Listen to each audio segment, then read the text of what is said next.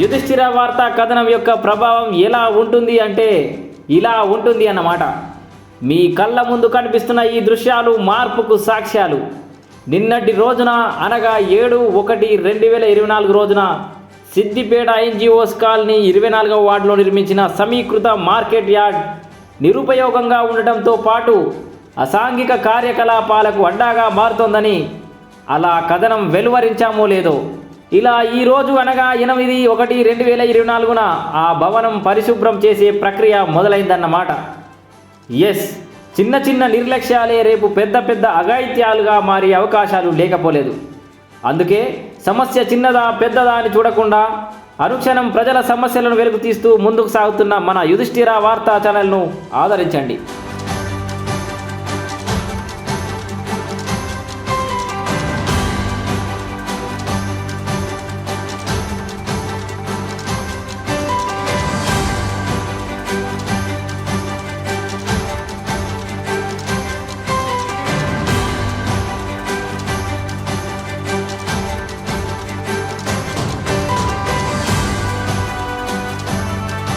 యుధిష్ఠిర వార్తా కథనం యొక్క ప్రభావం ఎలా ఉంటుంది అంటే ఇలా ఉంటుంది అన్నమాట.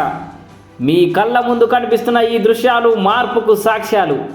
నిన్నటి రోజున అనగా 7/1/2024 రోజున సిద్దిపేట ఎన్జిఓస్ కాలనీ 24వ వార్డులో నిర్మించిన సమీకృత మార్కెట్ యార్డ్ నిరుపయోగంగా ఉండటంతో పాటు అసాంఘిక కార్యకలాపాలకు అడ్డాగా మారుతోందని అలా కథనం వెలువరించామో లేదో, ఇలా ఈరోజు అనగా 8/1/2024న ఆ భవనం పరిశుభ్రం చేసే ప్రక్రియ మొదలైందన్నమాట. ఎస్, చిన్న చిన్న నిర్లక్ష్యాలే రేపు పెద్ద పెద్ద అఘాయిత్యాలుగా మారే అవకాశాలు లేకపోలేదు. అందుకే సమస్య చిన్నదా పెద్దదా అని చూడకుండా అనుక్షణం ప్రజల సమస్యలను వెలుగు తీస్తూ ముందుకు సాగుతున్న మన యుధిష్ఠిర వార్తా ఛానల్ను ఆదరించండి.